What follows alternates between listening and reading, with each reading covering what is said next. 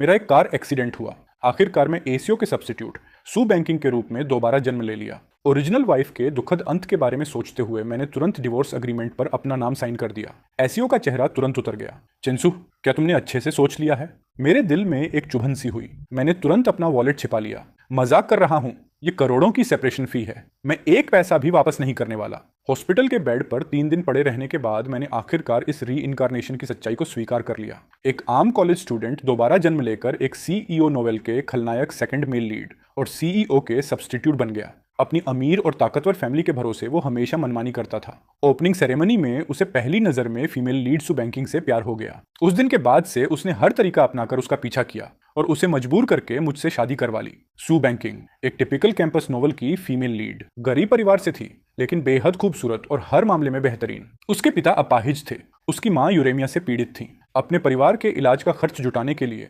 आखिरकार उसने हार मान ली और मुझसे शादी कर ली। शादी के 5 साल वो एक अनजान कर्मचारी से बिजनेस की दुनिया की नई बड़ी शख्सियत बन गई। हमारा रिश्ता दिन ब दिन और खराब होता गया। सू बैंकिंग भी धीरे धीरे मेरे कंट्रोल से बाहर निकल गई, लेकिन मैं फिर भी अंधा और घमंडी बना रहा। आखिर एक दिन मैंने उसके फर्स्ट लव को सीढ़ियों से धक्का दे दिया। सू बैंकिंग अब और बर्दाश्त नहीं कर सकी और उसने मुझसे डिवोर्स मांग लिया। उसी समय मेरा कार एक्सीडेंट हो गया। तीसरे दिन सू बैंकिंग मुझसे मिलने आई और सीधे मेरे ऊपर डिवोर्स अग्रीमेंट फेंक दिया। उस औरत की आवाज बर्फ जैसी ठंडी थी और उसकी आंखों में साफ अधीरता थी।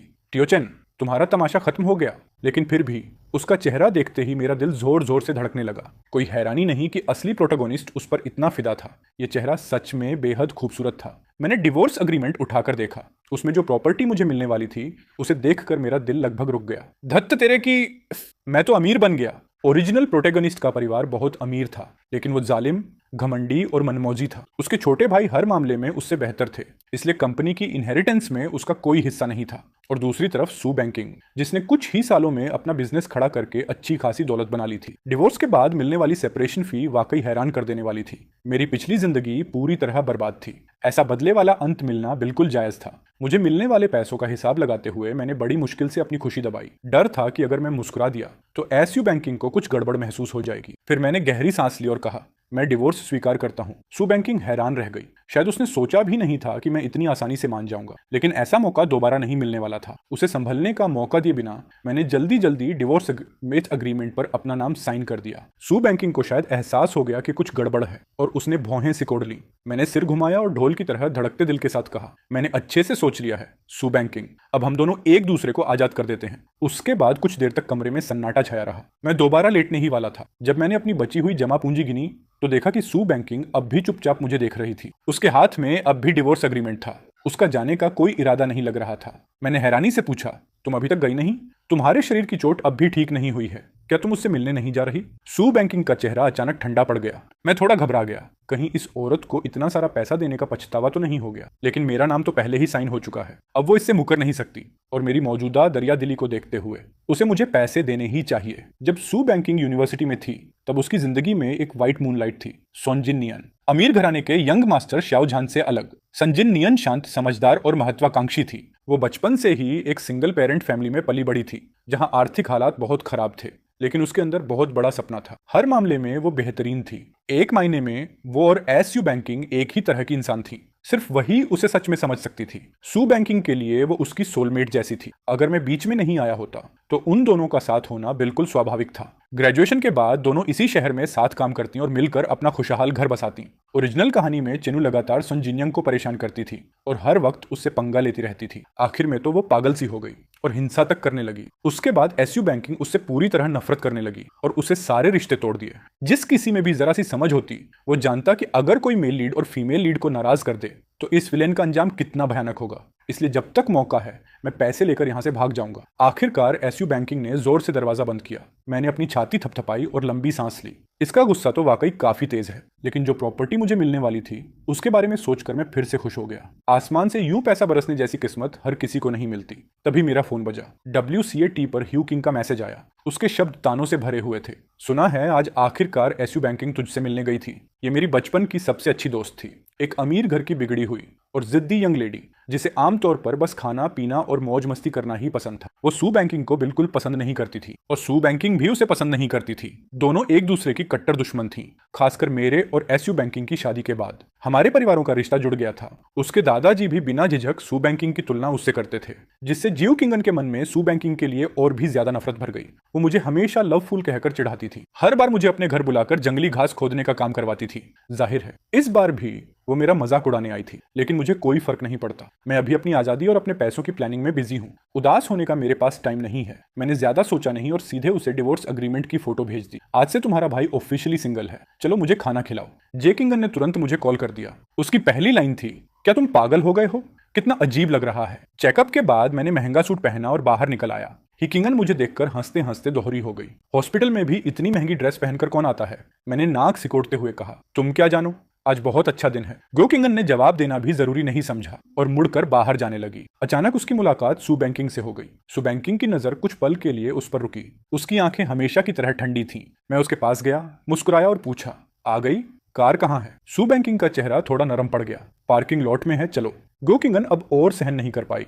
उसने सिर घुमाकर मुझे ताने भरी मुस्कान से देखा। चेंसू, चेंसू, तुम मेरी कार में नहीं बैठोगे क्या? मैंने कहा, नहीं, मैं अभी सू बैंकिंग के साथ सिविल अफेयर्स ऑफिस जा रहा हूँ डिवोर्स करवाने। उसकी कार में जाना ज्यादा आसान रहेगा। ये कहते हुए मैंने हैरान खड़ी एसयू बैंकिंग को हल्का सा आगे धक्का दिया और कहा, अब भी क्यों खड़ी हो, चलो। हे गे किंगन ने ठंडी सांस छोड़ी और हंस पड़ी। क्या इतना जरूरी काम है? इतनी भी क्या जल्दी है? सू बैंकिंग ने होंठ टेढ़े करते हुए ताने से कहा, तुम तो हमेशा मेरे साथ रिश्ता बनाए रखने के लिए बेचैन रहते थे। मैंने ईमानदारी से जवाब दिया, असल में अगर तुम्हारे रात के लिए और भी प्लान है तो बेहतर है कि इसे जल्दी निपटा लें ताकि तुम्हारा टाइम खराब ना हो। सू बैंकिंग हमेशा से बहुत बिजी रहती थी। वो हफ्ते के दिनों में शायद ही कभी घर लौटती थी। मुझे पता था कि वो मुझे देखना नहीं चाहती। सच कहूं तो मेरा भी उसके साथ और उलझे रहने का कोई इरादा नहीं था। हर कोई अपने अपने घर जाए और अपनी जिंदगी एंजॉय करे, यही सबसे अच्छा है ना? जल्द ही मेरा और सू बैंकिंग का नंबर आ गया। हम अंदर जाने ही वाले थे कि अचानक एसयू बैंकिंग का फोन बज उठा। मैंने एक झलक देखी, कॉल सुन जिनान की थी। सू बैंकिंग एक तरफ जाकर फोन उठाने लगी। मैंने उसे हल्की और बेहद नरम आवाज में कहते हुए सुना, तुम अभी भी बाहर हो? मुझे थोड़ा काम है। उसने मुझसे कभी भी इतनी नरमी से बात नहीं की थी। ये शादी शुरू से ही जबरदस्ती की थी। पूरे 5 साल हम दोनों हमेशा एक दूसरे को घूरते रहते थे। सुकून से साथ बैठकर खाना तक नहीं खा पाए। इतनी नरम और फिक्र भरी बात तो बहुत दूर की बात थी। स्टाफ ने 2 बार आवाज लगाई, करना है या नहीं? मैंने सिर हिला दिया। मुझे अचानक ओरिजिनल बॉडी के लिए थोड़ा दुख हुआ। सू बैंकिंग के दिल में उसकी सच में कोई जगह नहीं थी। मैंने ऊंची आवाज में पुकारा, सू बैंकिंग, पहले मेरी ये बात पूरी कर दो। सू बैंकिंग हमेशा सोन जिनन को सबसे पहले रखती थी। ओरिजिनल बॉडी ने इस बात पर न जाने कितनी बार झगड़ा किया था, लेकिन वो कभी नहीं बदली। ओरिजिनल बॉडी भी सच में बेवकूफ था। उसे सच में लगा कि वो सोन जिनन को हरा सकता है। ये तो खुद मुसीबत मोल लेना था। इस बार भी मैंने कहा, सू बैंकिंग, पहले मुझे चुन लो। वैसे भी बहुत जल्द वो अपनी व्हाइट मूनलाइट के साथ खुलकर रह सकेगी, है ना? सू बैंकिंग का चेहरा अचानक बदल गया। फिर उसने फोन पर कहा, पहले डॉक्टर जहां से अपना चेकअप करवा लो, मैं अभी पहुंचती हूँ। 20 मिनट बाद मेरे हाथ में बिल्कुल नया छपा हुआ डिवोर्स सर्टिफिकेट था। मैं खुशी के आंसू रो रहा था। मिल गया। मेरी इतनी बड़ी सेपरेशन कॉम्पेंसेशन अब मेरे हाथ में है। आज से घूमूंगा, पीऊंगा, अच्छा खाना खाऊंगा, मौज करूंगा और खुशी से जिंदगी जीऊंगा। मैंने पूरी ईमानदारी से सू बैंकिंग से कहा, सू बैंकिंग, धन्यवाद, तुम्हारे पैसों के लिए शुक्रिया, हमेशा के लिए अलविदा। जैसे ही मैं बाहर निकला, जियन आ गई। ये औरत एक चमचमाती लाल फेरारी चला रही थी, बहुत ही ज्यादा दिखावटी। उसे नजरअंदाज करना नामुमकिन था। मैं खुशी खुशी उसकी तरफ चल पड़ा। अब मेरे पास पैसा है, अब मैं खुलकर खर्च करूंगा। अचानक मेरे पीछे से एसयू बैंकिंग की थोड़ी सुस्त सी आवाज आई। मैं तुरंत मुड़ गया। अभी एक बात और है। सू बैंकिंग ने अपने होंठ कसकर भींच लिए। एक पल के लिए समझ ही नहीं आया कि उसके मन में क्या चल रहा था। अगर ओरिजिनल बॉडी उसे इस तरह के अजीब एक्सप्रेशन के साथ देखती तो वो जरूर भागकर उससे साफ साफ पूछता, लेकिन अब मैं और कोई नाटक नहीं करना चाहता था। ठीक है, मैं चलता हूं। मेरे परिवार में मेरे जैसे बहुत से बच्चे हैं। मेल लीड और फीमेल लीड से जितनी जल्दी दूर हो जाऊं उतना ही मेरी खुशी की गारंटी है। मैं जीयू किंग की कार में बैठकर वहां से निकल गया। मैंने रियर व्यू मिरर में देखा, सू बैंकिंग वहीं खड़ी थी, आते जाते लोगों की भीड़ के बीच, शांत और अजीब सी। सू बैंकिंग अब मुझे परेशान नहीं करेगी। आखिरकार मैं सच में आजाद हो गया, है ना? हियन लगातार मुझे घूर रही थी। तुम्हें सच में कोई फर्क नहीं पड़ता? मैंने कहा, मैं तो जन्म से ही बेफिक्र इंसान हूँ। तुम्हारी दुकान की सारी लड़कियां मेरे लिए बचा कर रखना। हियन पूरी तरह चुप रह गई। इस लड़की ने सच में तेरी बेवजह इतनी फिक्र की। मुझे पहले लगता था कि तू उससे बहुत प्यार करता है, लेकिन डिवोर्स के बाद तेरे चेहरे पर तो सिर्फ खुशी ही खुशी दिख रही। मैंने सामने वाले को पायलट मिरर को घुमाया और अपना चेहरा ध्यान से देखने लगा। अब मेरी उम्र 28 साल है। हालांकि अचानक मेरी उम्र 10 साल बढ़ गई, लेकिन शुक्र है मेरा चेहरा अब भी हैंडसम और स्मार्ट है। सबसे जरूरी बात, मेरे पास पैसा है, मैंने सोचा। फिर समझाते हुए कहा, वो मुझसे प्यार नहीं करती तो फिर मैं भी उससे प्यार नहीं करूंगा। लाल जेड वाले दीपक का शागिर्द। जीन काफी देर तक मुझे देखती रही, इतनी देर कि मेरे पूरे शरीर में झुरझुरी होने लगी। फिर उसने अचानक कहा, लगता है तुम्हारे कार एक्सीडेंट ने तुम्हें पूरी तरह बदल दिया है। मैंने चुपचाप कंधे उचकाए। शायद जब इंसान मौत के दरवाजे से वापस आता है तो उसे बहुत सी बातें समझ आ जाती हैं। जू किंगन हल्का सा मुस्कुराई। अगर ऐसी बात है तो आज रात मैं तुम्हें खुलकर खर्च करवाऊंगी। 2 घंटे बाद गो किंगन को अपने फैसले पर पछतावा होने लगा। उसका चेहरा पूरी तरह काला पड़ चुका था। तुमने अभी तक ऑर्डर पूरा नहीं किया। वो शराब की बात नहीं कर रही थी, वो दुकान की लड़कियों की बात कर रही थी। ओह नहीं, उन्हें बहनें कहना चाहिए। एक स्लिम बहन मेरे लिए शराब लेकर आई। मैंने वाइन का गिलास उठाकर कहा, आओ तुम भी अपने भाई के साथ। ये कहते हुए मैंने उसके कंधे पर हल्की सी थपकी दी। देखो तो सही, कितनी सारी खूबसूरत बहनें हैं। देखो, ये बहनें प्यारी भी हैं और खूबसूरत भी। इनमें से कौन मेरी एक्स वाइफ से कम है? ओरिजिनल बॉडी भी सच में। दुनिया में इतनी सारी खूबसूरत लड़कियां हैं, मेरे पास पैसा भी है, मैं अमीर भी हूँ, फिर एक ही पेड़ पर लटक कर अपनी जान क्यों दूं? ग्यो किंग बेवकूफों की तरह हंस पड़ी। आखिरकार तुमने उसे छोड़ ही दिया। एक पतली सी बहन मेरे लिए शराब डालने लगी। ठीक है भाई, इसे ट्राई करेगा। मैं गिलास लेने ही वाला था कि ग्यो किंगन ने झटके से वो गिलास मुझसे छीन लिया। तुम इसे मिक्स करके नहीं पी सकते, तुम अभी अभी हॉस्पिटल से निकले हो। मैं बाद में तुम्हारे लिए एम्बुलेंस नहीं बुलाना चाहती। ये कहकर उसने उस लड़की की तरफ देखा। उस लड़की का चेहरा तुरंत सफेद पड़ गया। उसने सिर झुकाकर माफी मांगी। सॉरी भाई, मुझे पता नहीं था। मैंने बड़े दिल से हाथ हिलाया। कोई बात नहीं, आज तुम्हारा भाई बहुत खुश है। फिर मुस्कुराकर मैंने दोबारा ग्यो किंगन की तरफ देखा। और तुम भी? आग सिर्फ तुम ही लगा सकती हो, दूसरों को दीपक जलाने भी नहीं दोगी।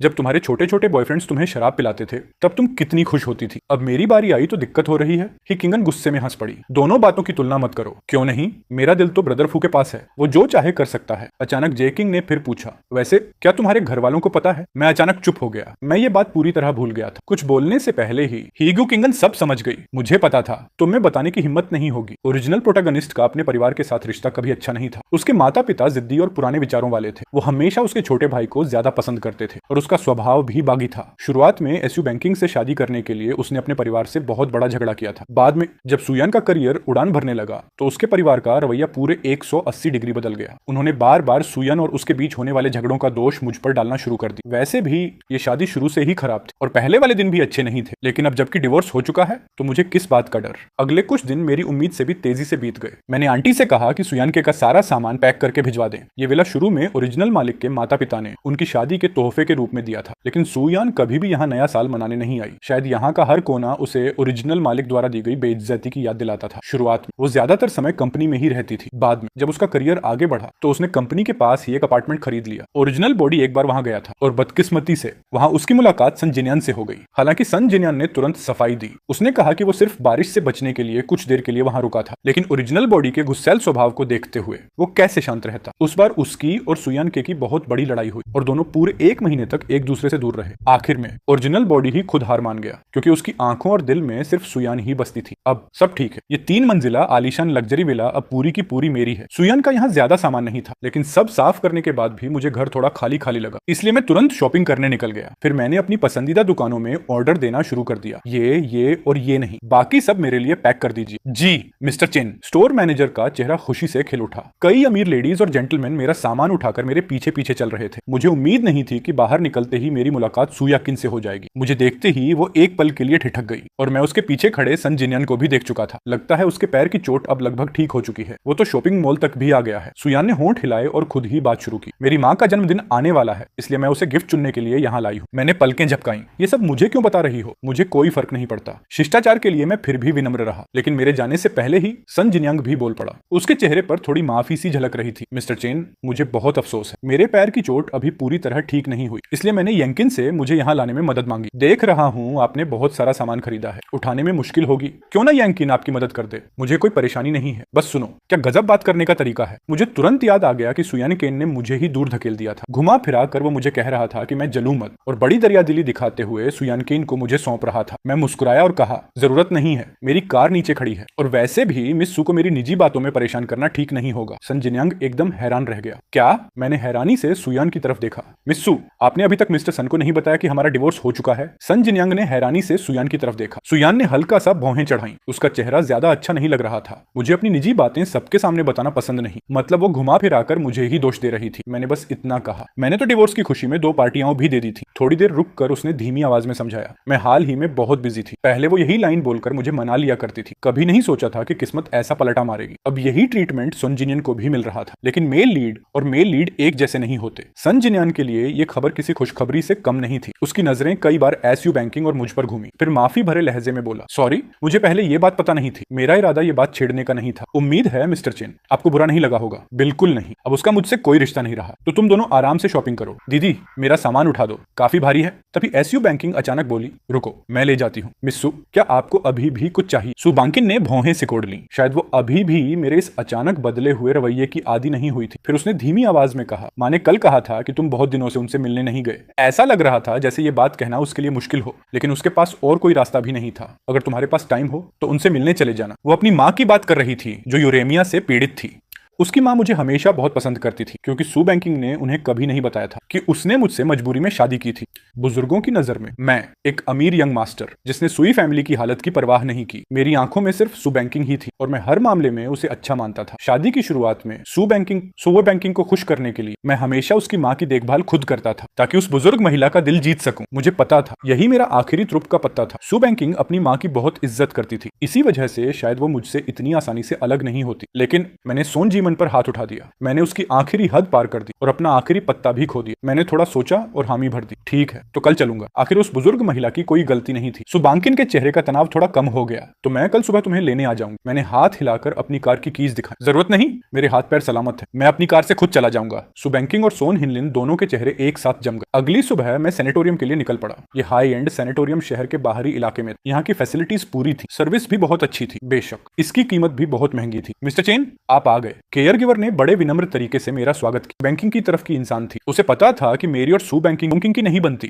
इसलिए वो भी मेरे साथ हमेशा ठंडा व्यवहार करती थी। सु की माँ बिस्तर पर लेटी हुई थी। सालों की यूरेमिया ने उनके शरीर को बहुत कमजोर बना दिया था और उनका स्वभाव भी अब बहुत शांत हो गया था। लेकिन अच्छी बात यह थी कि पिछले कुछ सालों से सैनिटोरियम में रहने के बाद उनकी हालत पहले से काफी बेहतर थी। सु बैंकिंग की नजर एक पल के लिए मेरे हाथ में पकड़ी हुई चीज पर ठहर गई। उसने होंठ सिकोड़ लिए, चेहरे पर हल्की सी नापसंदगी साफ दिख रही थी। अब तो एक केयर गिवर भी मुझे उसी नजर से देखती है, क्योंकि उसे पता है कि मैं चाहे जो भी करूं आखिर में सु बैंकिंग को सिर्फ मुझसे नफरत ही होगी। चेनसुक, सु की माँ ने मुझे फेस मास्क लगाए देखा और पूछा, हाल ही में बहुत बिजी थे क्या? काफी समय से तुम दिखाई नहीं दिए। मैंने राहत की सांस ली। मुझे एहसास हुआ कि शुरू से आखिर तक मैं सिर्फ उनका इस्तेमाल ही कर रहा था, लेकिन वो अब भी यही सोच रही थी कि मैं सच्चा हूँ। उस बुजुर्ग माँ की भी कोई गलती नहीं थी। हाँ थोड़ा बिजी था। मैं आपके लिए चिकन सूप लाया हूँ, बाद में जरूर पीजिएगा। लेकिन सु की माँ ने मेरा हाथ पकड़ ली। काफी देर तक मुझे देखती रही, फिर बड़ी सावधानी से पूछा, क्या बैंकिंग फिर से तुमसे नाराज हो गई? मैंने सिर हिलाकर न कहा, लेकिन माँ ने मेरी बात पर यकीन नहीं किया। उन्होंने बेबसी से एक लंबी सांस ली। बैंकिंग बचपन से ही जिद्दी रही है, उसे हर बात अपने दिल में दबाकर रखने की आदत है। अगर उसने तुम्हारा दिल दुखाया है तो माँ को बता देना, माँ उसे डांटेगी। मुझे और भी ज्यादा अपराध बोध होने लगा। असल में मैं उन्हें डिवोर्स के बारे में बताना चाहता था, लेकिन अब ये बात मेरे गले में ही अटक गई। मैं कह ही नहीं पाया। मैंने माँ के साथ खाना खाया, कुछ देर उनसे बातें भी की। जाने से पहले मैंने बहुत देर तक सोचा।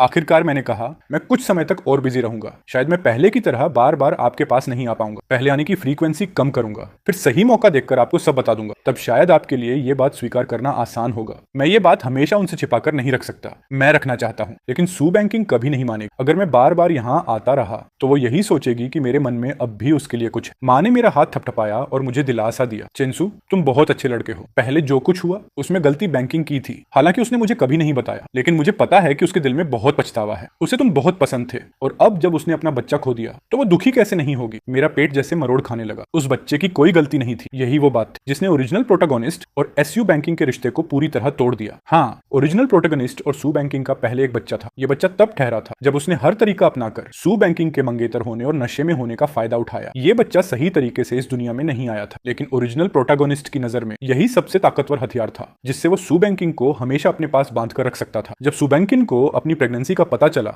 एक तरफ उसे सोन जिन नियन के लिए अपने सफेद चांद जैसे प्यार, व्हाइट मूनलाइट के प्रति अपराध बोध था। दूसरी तरफ वो अपने ही खून के बच्चे को छोड़ भी नहीं सकती थी। आखिर में उसने बच्चे को चुना। उसका अपना बचपन बहुत मुश्किलों में गुजरा था, इसलिए वो नहीं चाहती थी कि उसका बच्चा भी टूटे हुए परिवार में पैदा हो। वही समय था जब उसका ओरिजिनल प्रोटोगोनिस्ट के साथ रिश्ता सबसे अच्छा था। वो चुपचाप ओरिजिनल प्रोटोगोनिस्ट के खरीदे हुए पौष्टिक सप्लीमेंट्स खाती थी और पेरेंटिंग गाइड्स भी पढ़ती थी। वो सच में एक अच्छी माँ बनना चाहती थी। इसीलिए जब उसका मिसकैरेज हुआ तो उसने ओरिजिनल प्रोटोगोनिस्ट से हमेशा के लिए रिश्ता तोड़ दिया। वैसे ये बात काफी अजीब थी। सु बैंकिंग के प्रेग्नेंट होने के बाद ओरिजिनल प्रोटैगनिस्ट को लगा कि उसका रवैया बेहतर हो गया है, इसलिए वो और भी ज्यादा पॉजेसिव बन गया। वो चाहता था कि सू बैंकिंग हर समय उसके साथ ही रहे। जब भी सू बैंकिंग कोई बहाना बनाती, वो उसके पेट में पल रहे बच्चे का बहाना बनाकर उनके बीच का रिश्ता और मजबूत करने की कोशिश करता। इस वजह से सू बैंकिंग को बार बार झुकना पड़ता। ऐसा कई बार हुआ। आखिरकार सू बैंकिंग का सब्र टूट गया। एक बार उसे बिजनेस ट्रिप पर जाना था और उसके साथ जाने वालों में सन जिन नियन भी था। ओरिजिनल प्रोटैगनिस्ट ने साफ मना कर दिया। उसने कहा कि किसी और को भेज दो और खुद घर पर रहकर अपनी प्रेगनेंसी का ध्यान रखो। सू बैंकिंग को लगा कि वो उसकी आजादी में दखल दे रहा है। वो पागलों की तरह शक करने वाला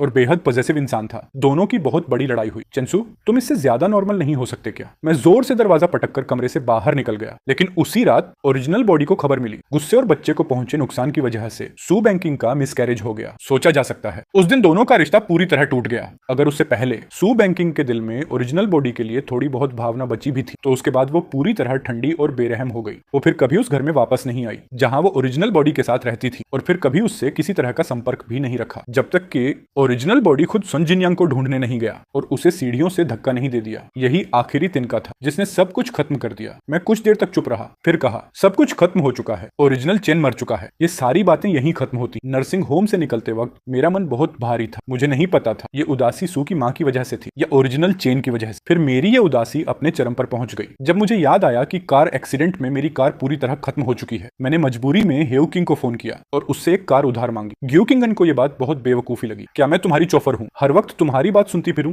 मैंने कहा, ऐसा नहीं है कि मैं पैसे नहीं दूंगा। मैंने हेउ किंग को बताया कि ये नर्सिंग होम बहुत सुनसान जगह पर है, यहाँ टैक्सी मिलना भी बहुत मुश्किल है। आखिरकार किंगन मजबूरी में आ गई। जब हम वापस घर पहुंचे तब तक रात हो चुकी थी और सबसे बड़ी बात, बाहर जोरों की बारिश हो रही थी। मैं अपने सामने गिरती बारिश की चादर को देखता रहा। मैंने बड़ी मुश्किल से ग्यू किंगन को रुकने के लिए मनाया और उसे दूसरी मंजिल के गेस्ट रूम में ठहरा दिया। लेकिन अगली सुबह बहुत जल्दी किसी ने डोरबेल बजा दी। मैं आधी नींद में दरवाजा खोलने गया। बाहर एसयू बैंकिंग खड़ी थी। मैं कुछ बोलने ही वाला था कि सीढ़ियों से कदमों की आवाज आई और गे किंगन की नींद से परेशान आवाज सुनाई दी। कौन है? सू बैंकिंग का चेहरा एक पल में ठंडा पड़ गया। उसका हर शब्द ऐसे निकल रहा था जैसे दांत भींच कर बोल रही। लगता है मेरे आने का सही समय नहीं है। मैंने तुम लोगों को परेशान कर दिया। मैंने आंखें घुमा ली। अच्छा है, तुम्हें भी पता है कि तुमने लोगों की नींद खराब की। और ये कैसा चेहरा बना रखा है? ये मेरा घर है। तुम तो सिर्फ मेरी एक्स वाइफ हो। तुम्हें गुस्सा होने का क्या हक है? ये ऐसा चेहरा किसे दिखा रही हो जैसे तुम्हें धोखा दिया गया हो। तुम तो बहुत पहले से मुझे चीट कर रही थी और मुझे जरा भी पता नहीं चला। मैं मुड़कर गेओ किंगन से बोला, कोई बात नहीं, तुम वापस जाकर सो जाओ। हेगे किंगन को पूरी प्रिंसेस सिंड्रोम वाली आदत है। वैसे भी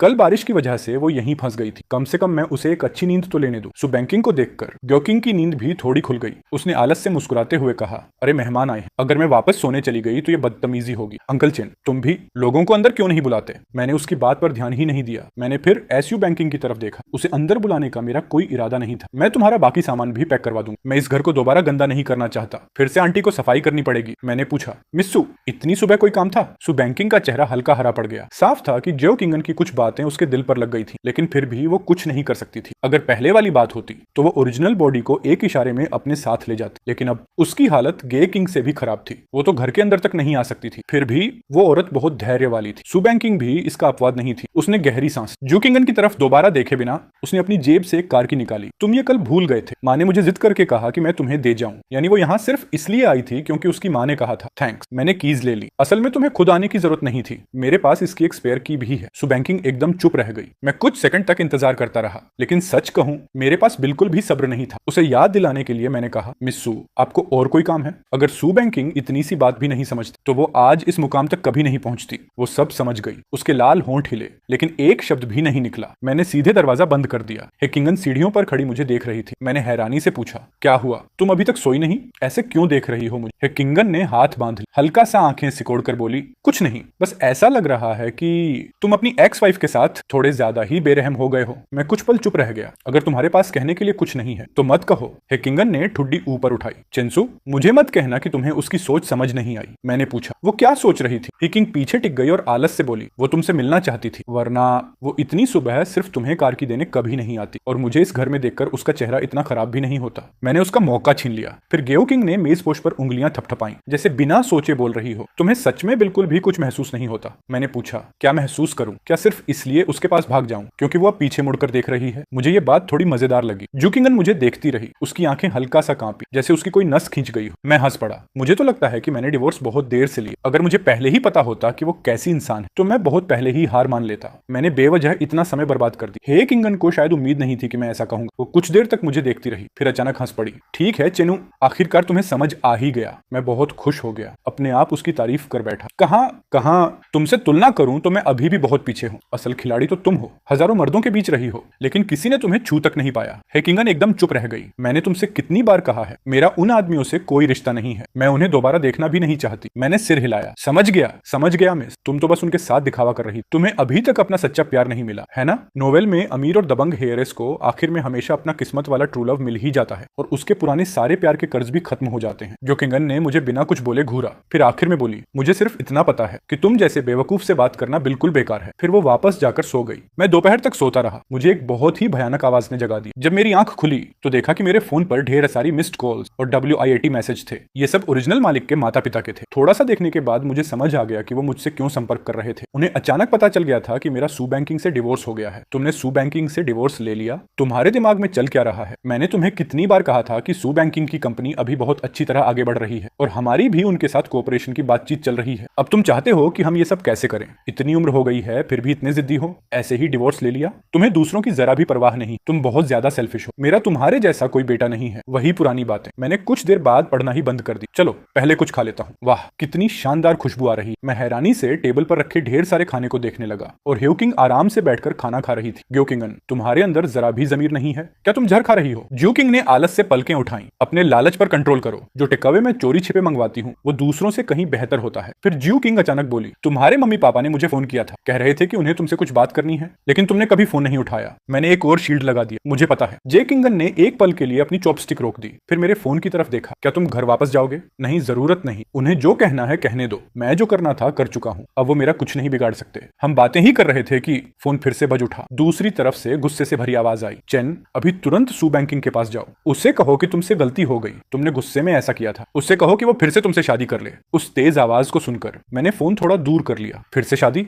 आंटी सच में आपकी सोचने की हिम्मत की दाद देनी पड़ेगी। आपसे लड़ना या एसयू बैंकिंग के हाथों मर जाना, मुझे पता है इनमें से कौन ज्यादा खतरनाक है। चेन क्या तुम मेरी बात सुन भी रहे हो? आखिर मुझे जवाब देने का मौका मिला। हाँ सुन रहा हूँ, लेकिन ये काम बहुत मुश्किल है। वैसे भी मैं ये नहीं कर सकता। दूसरी तरफ वाला और भी ज्यादा गुस्सा हो गया। चेन क्या अपने माँ बाप से बात करने का यही तरीका है? मैं कुछ पल चुप रहा, फिर बोला, आपने ही तो पहले कहा था कि आपका मेरे जैसा कोई बेटा नहीं है। भूल गए क्या? दूसरी तरफ तुरंत सन्नाटा छा गया। लग रहा था कि वो फिर से डांटना चाहता है। मैंने सीधे कहा, बस अब बहुत हो गया। मैं अपनी बात साफ साफ कह चुका हूँ। मैं अब भी बिजी हूँ, किसी और दिन बात करेंगे। इतना कहकर मैंने फोन काट दिया और सीधा उसे ब्लॉक भी कर दिया। पूरी ऑपरेशन अपनी आंखों से देखने वाली ही किंगन ने चॉपस्टिक नीचे रख दी। फिर मुझे सिर से पैर तक घूरते हुए बोली, कमाल है अंकल चेन, तुमने सिर्फ अपनी एक्स वाइफ को ही नहीं छोड़ा, अब तो अपने माँ बाप से भी भिड़ने लगे हो। मैंने मुंह में भरा हुआ मांस निगलते हुए अपने पेट पर हाथ फेरा। जहाँ जुल्म होता है वहीं विरोध भी होता है। ही किंगन ने नाक सिकोड़ ली। वो थोड़ा आगे झुकी, फिर बोली, तो इसका मतलब एक दिन मेरी भी बारी आएगी? मैंने उसकी सेल्फ अवेयरनेस की तारीफ करते हुए अंगूठा दिखा दिया। उसका ऐसा रिएक्शन देखकर मुझे बिल्कुल भी हैरानी नहीं हुई। वो और ओरिजिनल मालिक बचपन से साथ बड़े हुए थे। उसे पुराने अंकल चेन का स्वभाव बहुत अच्छी तरह पता था। उसकी नजर में मैं जो कुछ अभी कर रहा हूँ उसे सिर्फ एक ही लाइन में समझाया जा सकता है, यानी मैं पागल हो चुका हूँ। लेकिन सच कहूँ, अगर कोई भी मेरी जगह होता तो क्या वो पागल नहीं होता? अगर तुम्हारे पास मेल लीड ओनरा नहीं है तो अपनी जान बचाने का सिर्फ एक ही तरीका है, जितनी जल्दी हो सके भाग जाओ। वैसे मेरे लिए नया घर भी देख देना। ये घर बुरा नहीं है, लेकिन बार बार लोग आकर परेशान करेंगे, बहुत झंझट है। सिर्फ एसयू बैंकिंग ही नहीं, ओरिजिनल मालिक का परिवार भी, सबके सब सिरदर्द है। आज तो मेरी उनसे पूरी तरह लड़ाई हो चुकी, कौन जाने कल फिर आकर मुझे परेशान करें। मुझे कोई दिलचस्पी नहीं है। हेकिंगन ने जवाब दिया, ये काम मुझ पर छोड़ दो। हेकिंगन सच में तीसरी पीढ़ी की अमीर वारिस होने के लायक थी। मुझे जल्दी से यहाँ से निकालने की जल्दी में उसने मेरे लिए जो घर ढूंढा, उसका रेनोवेशन अभी अभी पूरा हुआ था। उसमें आज तक कोई नहीं रहा था। ये घर तुम्हारा है। उसकी एफिशिएंसी देखकर मैं बहुत खुश हूँ। उसी दिन मैं ही किंगन को साथ लेकर मालिक के पास गया और कॉन्ट्रैक्ट साइन कर दिया। जितनी जल्दी हो सके प्रॉपर्टी ट्रांसफर करवा दो और पुराने घर को मार्केट में बेचने के लिए डाल दो। उन्होंने मूविंग कंपनी को फोन किया। मजदूरों का एक झुंड लगातार ऊपर नीचे सामान ले जा रहा था। मैं एक तरफ खड़ा सब देख रहा था। सच कहूं, सामान पैक करते समय मुझे पता चला कि पहले वाले मालिक के पास बहुत ज्यादा चीजें थी। मिस्टर चेन, क्या हमें इन्हें ज्यादा पैसे देने चाहिए? इस डिब्बे में क्या है? बहुत भारी है। एक मजदूर तीसरी मंजिल से एक बड़ा कार्टन बॉक्स नीचे लेकर आया। वो डिब्बा बहुत अच्छी तरह पैक किया गया था। बाहर से बिल्कुल पता नहीं चल रहा था कि उसके अंदर क्या है। मैं उसे देखने ही वाला था कि तभी अचानक एक फोन आ गया। हेलो, क्या आप मिस्टर चेन बोल रहे हैं? यहाँ थर्ड पीपल्स हॉस्पिटल से बोल रहे हैं। आपकी पत्नी रास्ते में बेहोश हो गई थी। क्या आप जितनी जल्दी हो सके यहाँ आ सकते हैं? मैं एक पल के लिए पूरी तरह हैरान रह गया। सू बैंकिंग बेहोश हो गई और उसे हॉस्पिटल ले जाया गया। उन्होंने गलत इंसान को फोन कर दिया है। मैं उसका पति नहीं हूँ। दूसरी तरफ की आवाज थोड़ी अलग हो गई, लेकिन ये नंबर मरीज के मोबाइल में इसी नाम से सेव था। तभी मुझे याद आया, जब सू बैंकिंग प्रेग्नेंट थी तो ओरिजिनल मालिक ने जिद करके उसके मोबाइल में अपना नाम बदलवा दिया था। उसने नाम बदलकर पापा अंकल चेन रख रखवा दिया था। सो बैंकिंग ने भी उस समय विरोध नहीं किया, इसलिए उसने उसे वैसे ही रहने दिया। किसने सोचा था कि डिवोर्स के इतने समय बाद भी वो ये नाम बदलना ही भूल जाएगी। वो कैसी है? पेशेंट को शायद हाइपोग्लाइसीमिया हुआ है, जान को कोई खतरा नहीं है, लेकिन उसकी ओवरऑल कंडीशन ठीक नहीं है। बेहतर होगा कि आप जल्दी आ जाएं। समझ गया, लेकिन मैं अब भी थोड़ा बिजी हूँ। ऐसा कीजिए, उसके मौजूदा बॉयफ्रेंड को कॉल कर लीजिए। उसका नंबर उसकी कॉन्टैक्ट लिस्ट में होना चाहिए। अगर कोई जरूरी बात हो तो सीधे उसी से संपर्क कीजिए। मैंने फोन काट दिया। फिर देखा कि लिविंग रूम में और भी बहुत सारे डिब्बे आ चुके थे। ये पैकिंग आखिर खत्म कब होगी? सब सामान बाहर रख दो, फिलहाल रहने दो। जब टाइम मिलेगा तब मैं खुद सब ठीक से जमा दूंगा। अच्छी बात यह थी कि नया घर काफी बड़ा था। मैंने आंटी से कहा कि वो सामान को बस मोटे तौर पर जमा दें। फिर मैंने कुछ गेम्स खेले। उसके बाद शहर के नए ट्रेंडिंग बारबेक्यू रेस्टोरेंट में खाना खाने चला गया। खाने का स्वाद बहुत अच्छा था और डेकोरेशन तो और भी शानदार थी। मैं खुद को रोक नहीं पाया। मैंने कई फोटोज ली, फिर उन्हें WCAT पर पोस्ट कर दिया। आज भी वजन बढ़ाने वाला दिन रहा। बीच में मैंने अपनी एक हैंडसम सेल्फी भी डाल दी। मेरे फ्रेंड्स लगातार लाइक कर रहे थे। यहाँ तक कि ह्यू किंगन, जो हमेशा WCAT पर कुछ पोस्ट करने में आलसी रहती थी, उसने भी कमेंट किया, ये जगह अच्छी है। मैंने जवाब दिया, तुम यहाँ आ चुकी हो? किंगन ने बड़े गर्व से कहा, बिल्कुल, ये मैंने ही खोला है। सच में गुस्सा दिलाने वाली औरत। यहाँ भी अपनी शान दिखा दी। लेकिन मुझे बिल्कुल उम्मीद नहीं थी कि संजिन भी मेरे पोस्ट पर कमेंट करेगा। ऊपर से देखने में उसका लहजा शालीन था, लेकिन उसके अंदर सवाल, ताना और घमंड साफ छिपा हुआ था। भले ही तुम्हारा और यनक्विन का डिवोर्स हो गया हो, लेकिन इवानिन अभी हॉस्पिटल में है। क्या तुम्हारा उसे देखने तक न जाना ठीक है? जैसे ही उसका कमेंट आया, मेरा पूरा फ्रेंड सर्कल फट पड़ा। अभी तक बहुत कम लोगों को पता था कि मेरा सू बैंकिंग से डिवोर्स हो चुका है। मैंने अभी तक डिवोर्स पोस्ट भी नहीं डाली थी। वाह, क्या शानदार नैतिक ऊंचाई पकड़ ली है। मैं भी कम चालाक नहीं था। मैंने तुरंत जवाब दिया, एक सही एक्स तो मरे हुए इंसान जैसा होना चाहिए। ऐसा सिर्फ इसीलिए है ताकि तुम लोग गलतफहमी में न रहो। अगर तुम्हें बुरा ना लगे तो मैं चला जाता हूँ। आखिर हम सब कॉलेज क्लासमेट्स रहे हैं। मिलने जाना तो स्वाभाविक बात है। तुम लोगों का क्या कहना है? मेरा पूरा फ्रेंड सर्कल उबल पड़ा। सब लोग पॉइंट्स जोड़ने लगे। फिर आंट में खुद संजिनन को वो कमेंट डिलीट करवाने भेजेगी, लेकिन डिलीट कर देने से ऐसा थोड़ी होगा कि कुछ हुआ ही नहीं। मैंने फिर सबके सामने एक और सवाल पूछा। मेरे फ्रेंड सर्कल के सभी गुरुओं से एक सवाल है, अपनी एक्स वाइफ और उसके मौजूदा पार्टनर से मिलने जाए तो कौन सा गिफ्ट ले जाना सबसे सही रहेगा? प्लीज, ये मेरे लिए बहुत जरूरी है। 1 घंटे बाद मैं फल लेकर हॉस्पिटल पहुंचा, लेकिन जैसे ही वार्ड के दरवाजे पर पहुंचा, अंदर से सोनजिनन की परेशान आवाज सुनाई दी, बैंकिंग, नाराज मत हो। मुझे पता है इस बार मुझसे गलती हुई है, लेकिन मैंने ये सब तुम्हारे लिए ही किया था। सू बैंकिंग ने कोई जवाब नहीं दिया। संजिनन और भी मायूस और दुखी हो गया। तुम बेहोश हो गई थी। हॉस्पिटल ने तो खास तौर पर उसे फोन भी किया था, लेकिन वो तुम्हें देखने तक नहीं आया। अगर आज तुम्हें सच में कुछ हो जाता तो? तभी एसयू बैंकिंग की थकी हुई आवाज सुनाई दी, मैं थोड़ा थक गई हूँ, मैं थोड़ी देर अकेली रहना चाहती हूँ। कुछ देर बाद अंदर कुर्सी खिसकने की आवाज आई। संजिनन दरवाजे तक आया। जैसे ही उसने दरवाजा खोला, वो वहीं का वहीं जम गया। सू बैंकिंग को कुछ गड़बड़ महसूस हुई। वो भी मुड़कर देखने लगी। उसका चेहरा बहुत पीला था। पहले वाली ठंडी और फैसले लेने वाली CEO ओनरा पूरी तरह गायब थी। वो हॉस्पिटल बेड पर IV ड्रिप लगी हुई लेटी थी। जिंदगी में पहली बार वो इतनी नाजुक लग रही थी। मुझे देखते ही उसकी आंखें हल्के से चमक उठी। वो थोड़ी घबराई हुई भी लग रही थी और थोड़ा अपराध बोध भी था। चिंसू, तुम यहाँ क्यों आए हो? मैंने सोनजिनन को अंदर जाने का इशारा किया। और क्या लोगों की बातें बंद करवाने आया हूँ? लोग कह रहे हैं कि डिवोर्स के बाद तुम्हें अपनी एक्स वाइफ की जिंदगी की भी परवाह नहीं। आखिर हम यूनिवर्सिटी क्लासमेट्स रहे हैं। इतनी दुश्मनी रखने की जरूरत नहीं है। सू बैंकिंग ने अपना पीला चेहरा लिए भौहें सिकोड़ ली। उसे जरूर मेरे और संजिनन के फ्रेंड सर्कल वाला झगड़ा दिख गया होगा। जानाओ जैसी शख्सियत भला सबके सामने यूं मजाक कैसे सह सकती थी? ये उसके लिए बहुत बड़ी बेइज्जती थी। अब तो शायद उसके दिल में मेरे लिए नफरत और भी दोगुनी हो गई होगी। ये सोचकर मुझे ही झुंझलाहट होने लगी। ठीक है, मैं आ गया। अगर और कोई काम नहीं है तो मैं चलता हूँ। सू बैंकिंग के होंठ हल्के से कांपे। चिंसू, क्या तुम्हें इतना ही करना था? मैंने भौं उठाकर पूरी ईमानदारी से पूछा। क्या? मेरे कार एक्सीडेंट के तीसरे दिन तुम भी तो मुझे देखने आई थी। तुम्हारे मुकाबले मैंने तो पहले ही बहुत कुछ कर दिया है। सू बैंकिंग का चेहरा एक पल में और भी सफेद पड़ गया। उसने मुंह खोला जैसे कुछ कहना चाहती हो। तभी मेरा फोन बज उठा। घर की आंटी का कॉल था। मिस्टर चेन, आपका लगभग सारा सामान पैक हो गया है, लेकिन अभी भी एक डिब्बा बचा है। उसे किसी ने हाथ तक नहीं लगाया। उसमें पूरी सिरेमिक की चीजें भरी हुई हैं। आप बताइए उसका क्या करें? सिरेमिक? जी। और लगता है ये सब आपने खुद बनाया था, इसलिए मैंने सोचा पहले आपसे पूछ लूं। मैंने एक नजर बीमार एसयू बैंकिंग की तरफ देखा और अचानक मेरे दिमाग में एक बात कौंध गई। मुझे याद आ गया, ये सिरेमिक की चीजें सच में ओरिजिनल मालिक ने ही बनाई थी। जब हम यूनिवर्सिटी में थे तब सू बैंकिंग एक सिरेमिक शॉप में काम करती थी। उस समय का ओरिजिनल मालिक उसे पटाने के लिए लगभग हर रोज वहां जाता था। पूरी दोपहर वहीं बैठा रहता था। उसमें न तो कोई टैलेंट था और न ही कोई पेशेंस। उसके दिमाग में सिर्फ एसयू बैंकिंग ही भरी रहती थी, इसलिए हर बार वो खुद को पूरा गंदा कर लेता और आखिर में बड़ी मुश्किल से कोई शर्मनाक सा फिनिश प्रोडक्ट बना पाता। लेकिन उसे इससे कभी थकान नहीं हुई। उसे जरा भी शर्म महसूस नहीं होती थी। बाद में सू बैंकिंग से ये सब और बर्दाश्त नहीं हुआ। उसने उससे कहा, तुम ये सब गलत तरीके से कर रहे हो। ओरिजिनल मालिक ने तुरंत मौका पकड़ लिया। फिर जिद करने लगा, तो क्या तुम मुझे खुद सिखाओगी? बेशक। सू बैंकिंग ने साफ मना कर दिया। सब फेंक दो। मैंने बेपरवाही से कहा, मुझे इनकी कोई परवाह नहीं। रुको। अचानक सुबानिन बोल उठी, तुम शिफ्ट हो गए। मानना पड़ेगा, इस औरत का IQ कभी कभी सच में काम कर जाता है। मैंने सिर हिलाया। हाँ। सुबानिंग ने भौहें सिकोड़ ली। तुम कहाँ शिफ्ट हुए हो? इतनी अचानक क्यों? मैं अपनी हंसी रोक नहीं पाया।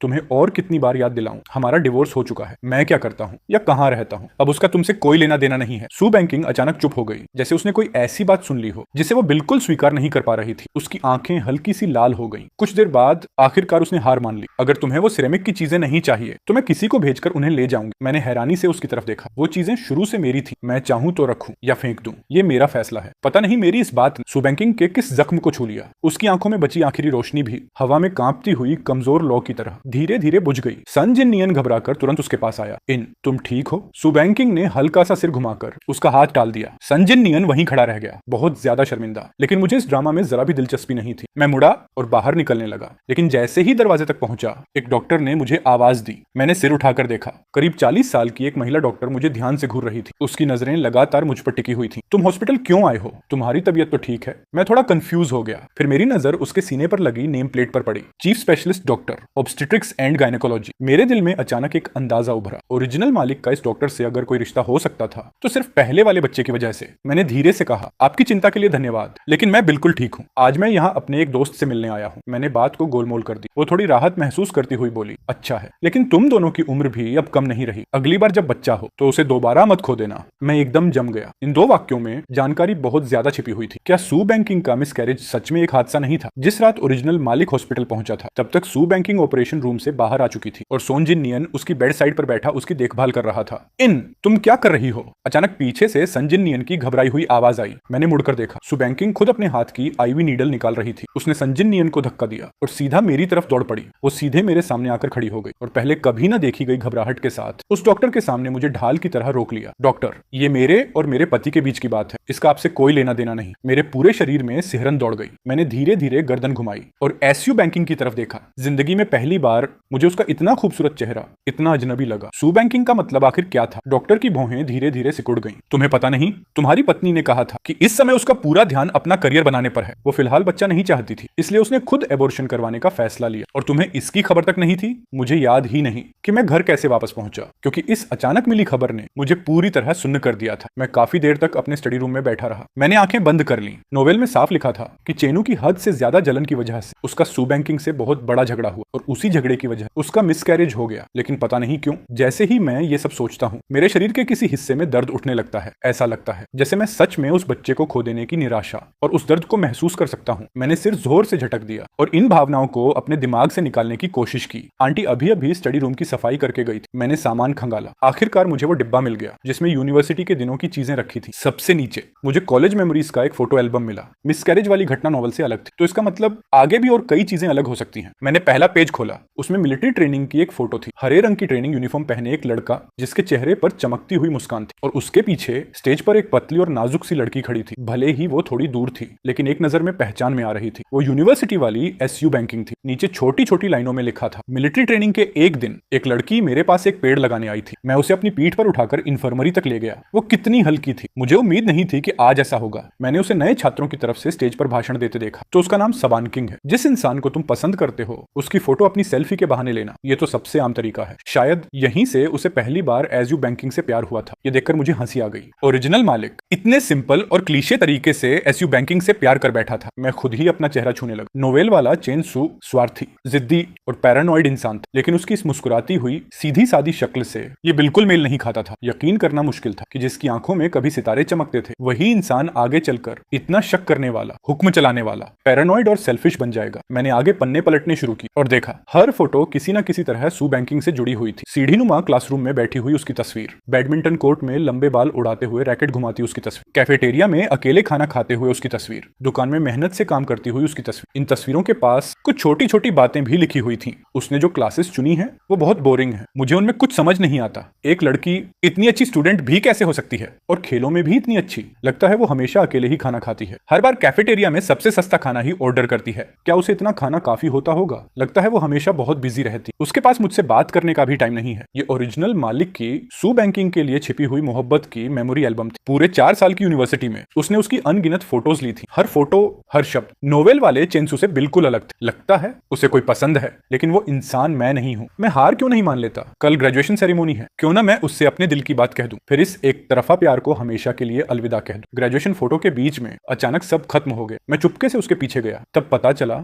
उसकी मां की बीमारी अचानक और बढ़ गई थी। उसे बहुत सारे पैसों की जरूरत थी। इस पेज पर असल में ग्रेजुएशन फोटो होनी चाहिए थी, लेकिन वो पूरी तरह खाली था, क्योंकि सू बैंकिंग की तरह ओरिजिनल मालिक भी अपनी ग्रेजुएशन फोटो से चूक गया था। मेरे हाथ हल्के हल्के कांपने लगे। पता नहीं क्यों मुझे लग रहा था ये एल्बम बहुत भारी है, इतना भारी कि मैं आगे पन्ने पलट ही नहीं पा रहा था। ऐसा लग रहा था अगर मैंने आगे देखा तो कुछ ऐसा होगा जो मेरे कंट्रोल से बाहर होगा। मेरे सीने पर जैसे कोई बड़ा पत्थर रखा हुआ था। सांस लेना भी मुश्किल हो गया था। किसी अनदेखी ताकत से मजबूर होकर मैंने फिर अगला पन्ना पलट दिया। वो एक वेडिंग फोटो थी। सही कहूं तो वो सिर्फ मैरिज रजिस्ट्रेशन फोटो थी। उस तस्वीर में चिंसू अब भी मुस्कुरा रहा था, लेकिन शुरुआत के मुकाबले उसका चेहरा बहुत ज्यादा पीला लग रहा था। वहीं सू बैंकिंग का चेहरा बिल्कुल शांत था, उस लाल वेडिंग बैकग्राउंड के साथ। उसका चेहरा अजीब सा लग रहा था। तभी मुझे एहसास हुआ उन दोनों की कभी कोई वेडिंग फोटोज थी ही नहीं। पूरे 1 साल की उधेड़बुन के बाद आखिर सू बैंकिंग ने चेनू से शादी करने का फैसला किया था, लेकिन उसने उस आदमी से शादी नहीं की जिससे वो सबसे ज्यादा प्यार करती थी। इसीलिए उसे शादी के इन रस्मों रिवाजों में जरा भी दिलचस्पी नहीं थी। ऊपर से उस समय उसकी माँ हॉस्पिटल में भर्ती थी, इसलिए न उन्होंने शादी की कोई सेरेमोनी की और न ही वेडिंग फोटोज खिंचवाई। मैंने सोचा था कि उस रात चेनू आखिरकार सू बैंकिंग के साथ रहने की खुशी में बहुत सारी बातें लिखेगा, लेकिन किसने सोचा था ये पेज भी पूरी तरह खाली होगा। मैं उस फोटो को काफी देर तक देखता रहा। दिल में अजीब सी चुभन हो रही थी। 5 साल का छुपा हुआ प्यार, 5 साल की शादी और दोनों के पास साथ की सिर्फ यही एक तस्वीर थी। मैंने अपने जज्बात दबा दिए और आगे पन्ने पलटने लगा। लेकिन अब सू बैंकिंग की कोई फोटो नहीं थी, सिर्फ कभी कभार की कुछ सेल्फीज थी। उनके साथ कुछ नोट्स लिखे थे। लगता है वो इन दिनों बहुत बिजी है। कंपनी अभी अभी शुरू हुई है, उसे हर काम खुद संभालना पड़ता है। आज मैंने उसके लिए उसकी पसंदीदा स्वीट एंड सावर रिब्स बनाई थी, लेकिन जब वो पार्टी से वापस आई उसके मुंह से शराब की बदबू आ रही थी। जैसे ही बिस्तर पर लेटी तुरंत सो गई। उसने कंपनी के पास एक अपार्टमेंट खरीद ली। कहती है आने जाने में आसानी होगी, लेकिन वो आदमी भी वहां क्यों था मुझे पता है। उसके दिल में मैं कभी उसकी बराबरी नहीं कर सकता, फिर भी मैं उसके साथ एक बच्चा चाहता हूँ। मैं खो गया हूँ। आज मैं फिर सैनिटोरियम गया। वहां मेरी मुलाकात गे किंगन से हुई। वो अपने दादाजी को हॉस्पिटल से डिस्चार्ज करवा कर ला रही थी। उसने कहा मेरे पास बिल्कुल दिमाग नहीं है। सू बैंकिंग जैसी औरत पर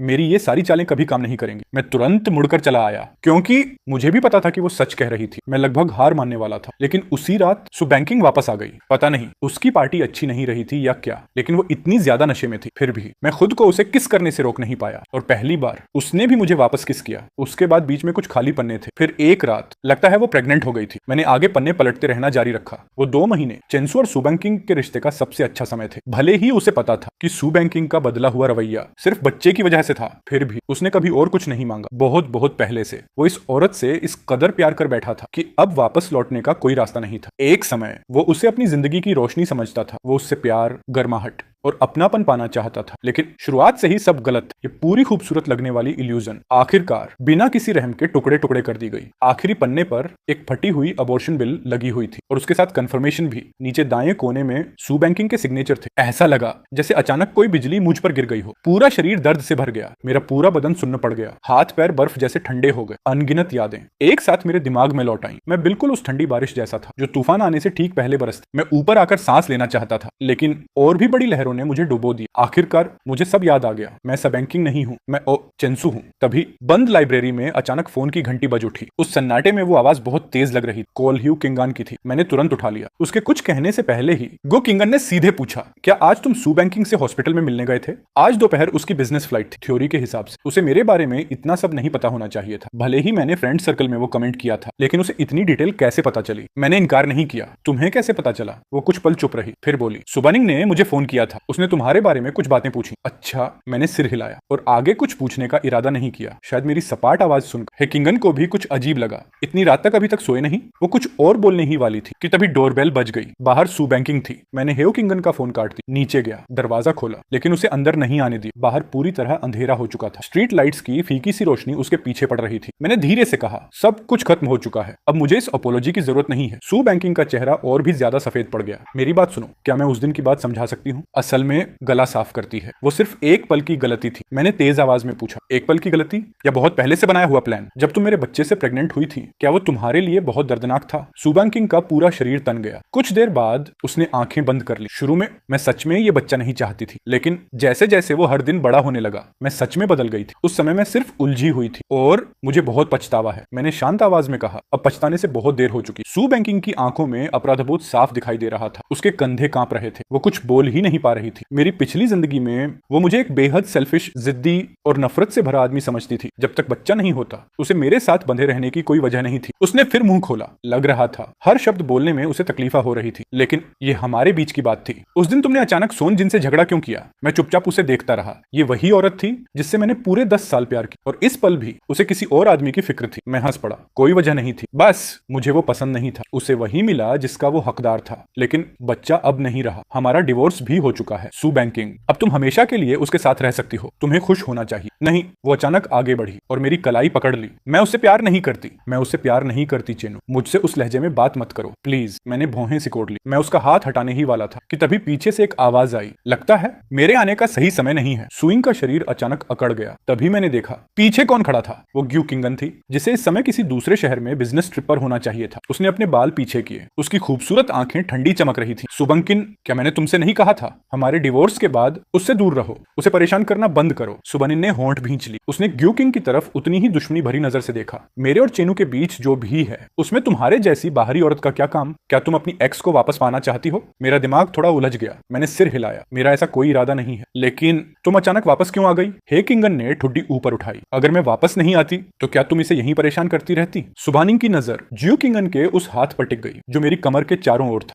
उसकी आंखें हल्की सी लाल हो गईं। हे किंगन, शहीद बनने का नाटक मत करो। तुम खुद अच्छी तरह जानती हो मुझे गले लगाने के पीछे तुम्हारे क्या छिपे हुए इरादे हैं। जियो किंगन मुस्कुराई। उसकी मुस्कान बहुत हल्की थी। फिर उसने कहा, चूंकि मिस्टर सू की नजर इतनी तेज है तो बताइए मेरे क्या इरादे हैं? सू बैंकिंग चुप रही। उसने कुछ नहीं कहा। जियो किंगन हंस पड़ी। क्या हुआ मिस्टर सू? अगर आप नहीं कहेंगे तो मैं खुद बता देती हूँ। मैं तो बस तुम दोनों के डिवोर्स का इंतजार कर रही थी ताकि मैं इसका पीछा कर सकूं। ऐसा मौका बार बार नहीं मिलता, तो जाहिर है मुझे इसका पूरा फायदा उठाना चाहिए। नहीं, शाम की हवा उसके बालों को हिला रही थी। उसका हर शब्द सीधे मेरे कानों में पड़ रहा था और मेरा दिल चुपचाप जोर जोर से धड़कने लगा। ग्यू किंगन ने आगे कहा, सबैंकिंग, मैंने ही इसे बचाया है। अगर तुम्हारी आंखें होती, अगर तुम्हारे अंदर जरा भी कॉन्शियस होती तो तुम वो बातें कभी नहीं कहते। क्या तुम्हें लगता है कोई इंसान तुम्हें हमेशा माफ करता रहेगा और हमेशा तुम्हें एक और चांस देता रहेगा? सू बैंकिंग का चेहरा एकदम सफेद पड़ गया। उसका शरीर कांपने लगा जैसे वो किसी भी पल गिर जाएगी। बहुत मुश्किल से उसने कहा, मैंने सच में जानबूझकर ऐसा नहीं किया था। ग्यू किंगन शायद अब और सुनना ही नहीं चाहती थी। उसने सीधे उसकी बात काट दी। उसकी आवाज पहले से भी ज्यादा ठंडी हो गई। मैंने कहा था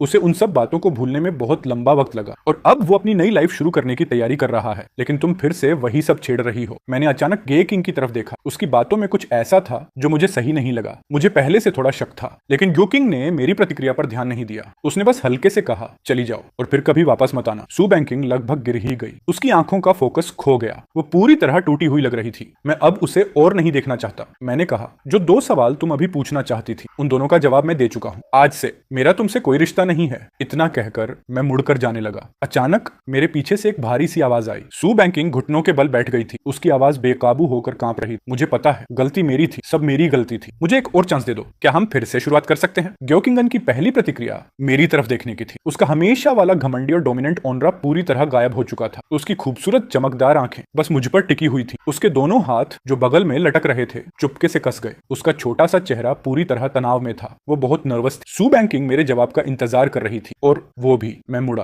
और सू बैंकिंग की तरफ देखा। सू बैंकिंग, 5 साल की शादी, सन जिनान से अलग। तुमने मुझे कभी प्यार नहीं किया। उल्टा, मैं तुम्हारे लिए सिर्फ मुसीबत था। मैं बस चाहता था कि तुम सिर्फ मेरी बनकर रहो। तुम्हारे हिसाब से मैं बहुत इमेच्योर था। यही तुम्हारी सोच थी, है ना? सू बैंकिंग का चेहरा और भी सफेद पड़ गया। मैंने आगे कहा, और सबसे बड़ी बात, ये शादी भी मैंने तुम पर जबरदस्ती थोपी थी। अगर मेरी वजह ना होती तो तुम कभी मेरे साथ नहीं होती और हमारे बीच इतने सारे उलझाव भी नहीं होते। यही इस शादी के बारे में तुम्हारी राय थी, सू बैंकिंग। और यही बात कार एक्सीडेंट से पहले तुमने खुद अपने मुंह से मुझसे कही थी। सू बैंकिंग का चेहरा बेहद बेबस लग रहा था। उसकी आंखें पूरी तरह बिखर चुकी थी। उस दिन मैंने वो सब बस गुस्से में कह दिया था। मैं उस वक्त बहुत गुस्से में थी। उसकी बातों ने मुझे पूरी तरह समझा दिया कि उसकी नजरों में मेरी तस्वीर कितनी हास्यास्पद, घटिया और नफरत के लायक थी। हमारा बच्चा खोने के बाद मैं पूरी तरह टूट चुका था। मैं सोचने लगा, शायद एसयू बैंकिंग को आजादी दे देनी चाहिए। मेरे जैसा आदमी उसके साथ रहने के लायक ही नहीं था। इसीलिए जब सोनजिमन ने मुझे मिलने बुलाया तो मैं मान गया। मैं भी इस मौके का फायदा उठाकर उस आदमी से सारी बातें साफ करना चाहता था जो हमेशा से मेरे और एसयू बैंकिंग की शादी के बीच आता रहा था। लेकिन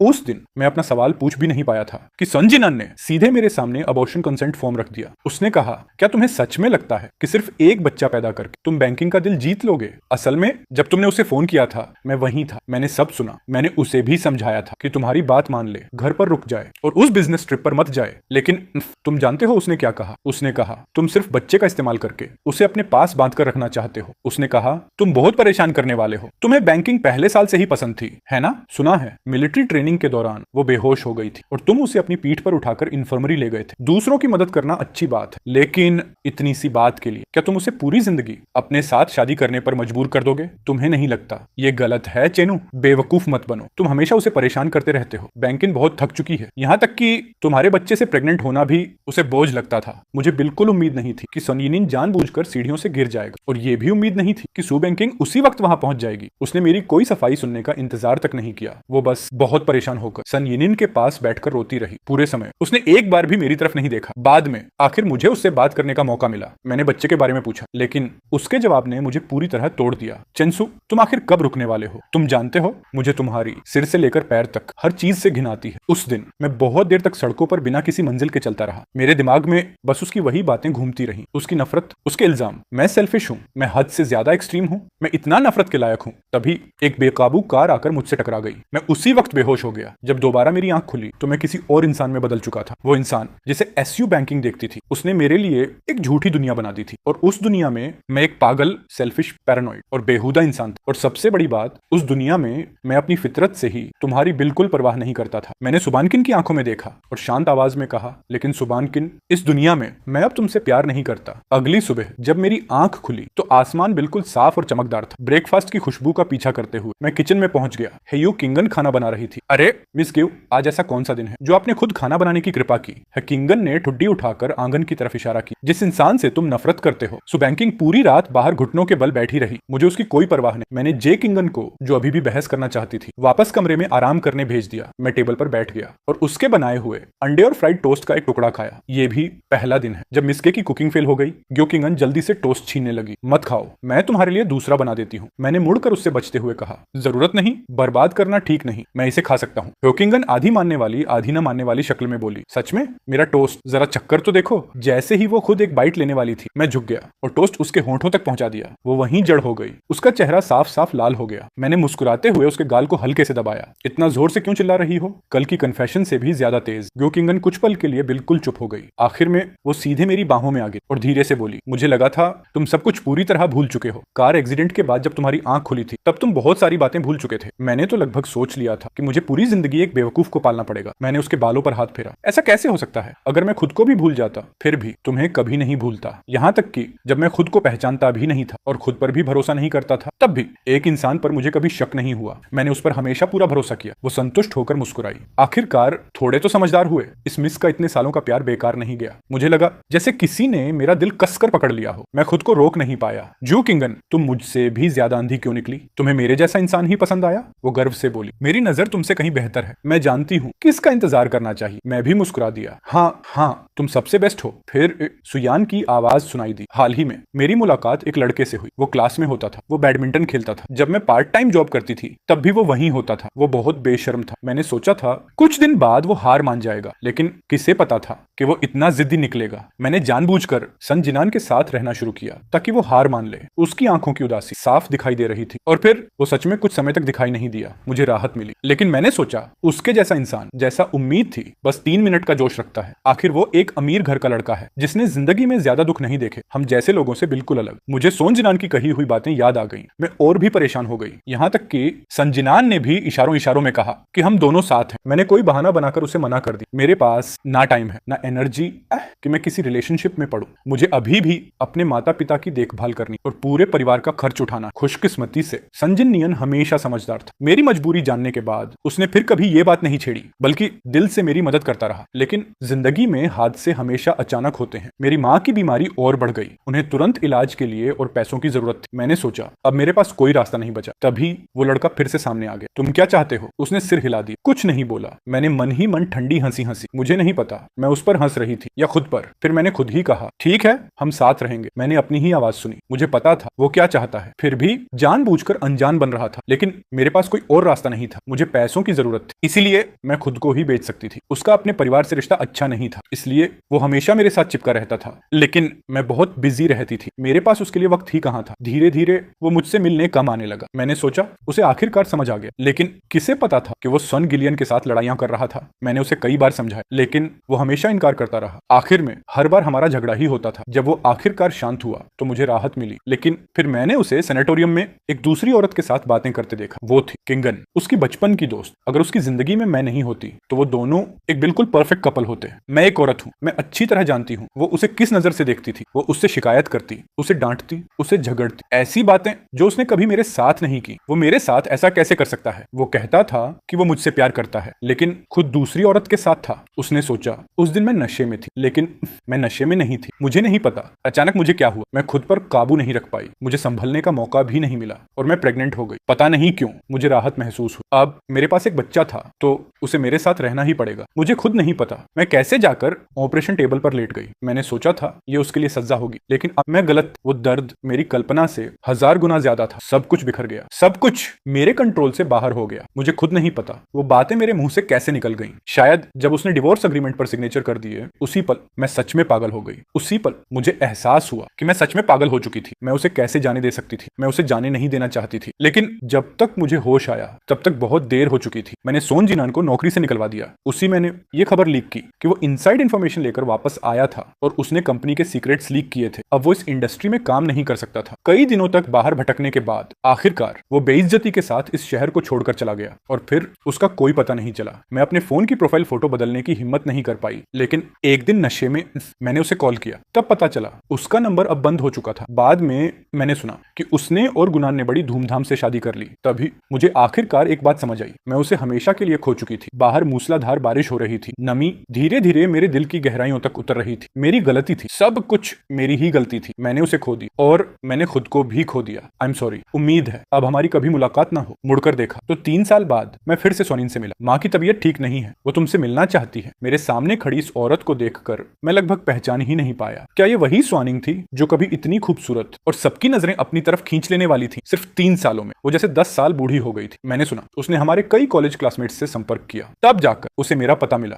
और वो यहाँ तक पहुंची। अब हमारे बीच न कोई कर्ज था न कोई हिसाब, लेकिन बिस्तर पर पड़ी आंटी का ख्याल आते ही मैंने बिना ज्यादा सोचे हाँ कह दिया। अचानक मैं खुद थोड़ा खोया सा महसूस करने लगा। ठीक है, तुम चलने के लिए तैयार हो, ये मेरे लिए बहुत बड़ी बात है। उसके चेहरे पर पहले कभी न देखी गई बेचैनी और घबराहट साफ दिखाई दे रही थी। तुम आने को तैयार हो, इसके लिए मैं सच में बहुत शुक्रगुजार हूँ। घर फोन करने के बाद मैं स्वानीन के साथ उसकी माँ से मिलने गया। हैरानी की बात यह थी कि सू की माँ अब सैनिटोरियम में नहीं थी। आखिरकार गाड़ी एक पुराने अपार्टमेंट बिल्डिंग के सामने जाकर रुकी। ओह हाँ, मुझे याद आया। कुछ साल पहले स्वानीन और सोन जिन के बीच बड़ा झगड़ा हुआ था। संजिनियन ने उस बात का बदला लिया। वो जानबूझकर स्वानीन की राइवल कंपनी में शामिल हो गया। धीरे धीरे उसने उसे पूरी तरह बर्बाद कर दी। उसकी कंपनी दिवालिया हो गई, उसके कर्ज उसकी पूरी एसेट्स से भी ज्यादा हो गए। यहाँ तक कि उसे अपने पुराने क्लासमेट्स से भी पैसे उधार लेने पड़े। बहुत मुश्किलों के बाद उसकी जिंदगी यहाँ तक पहुंच गई। अब वो महंगे सैनिटोरियम की फीस भी नहीं भर सकती थी और उसके पास रहने की भी कोई जगह नहीं थी, इसलिए उसे ऐसा छोटा सा घर किराए पर लेना पड़ा। हम दरवाजे तक पहुंचे, लेकिन सू बैंकिंग तुरंत अंदर नहीं गई। उसने दरवाजे पर हाथ रखा, गहरी सांस ली, फिर धीरे धीरे अंदर चली गई। मदरसू बिस्तर पर लेटी हुई थी, बहुत कमजोर, बहुत दुबली। उनकी सांसें भी बहुत हल्की चल रही थी। माँ, सू बैंकिंग ने धीरे से पुकारा। मदरसू ने आवाज सुनी। उन्होंने आंखें खोली, लेकिन धीरे से सिर घुमा ली और फिर दोबारा आंखें बंद कर ली। स्वाकिन उनके पास गई और नरमी से बोली, अंकल चेन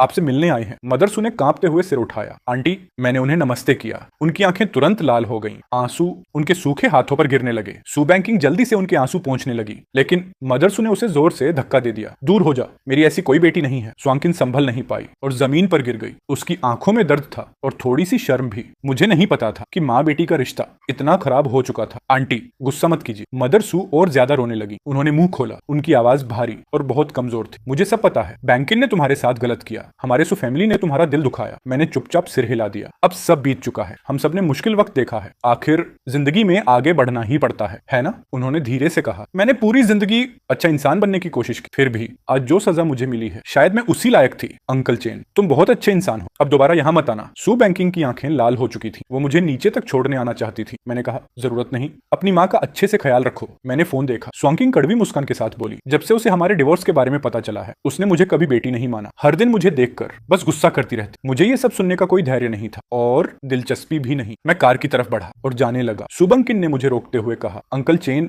इतनी भी क्या जल्दी है? कम से कम रुककर खाना खा लो या एक कप चाय पी लो। मैंने सिर हिलाया। मुझे जल्दी है। श्याओ बाओ की स्कूल छुट्टी होने वाली है। मुझे उसे लेने जाना है। अगर लेट हुआ तो उसकी माँ फिर मुझे डांटेगी। ये सुनते ही सू बैंकिंग बिल्कुल पत्थर की तरह जम गई, जैसे उस पर बिजली गिर गई हो। उसका शरीर लड़खड़ा गया, चेहरा कागज कागज की तरह सफेद पड़ गया। मैं मुस्कुराया। अरे मैं बताना तो भूल ही गया, शाओ बाओ मेरी बेटी है।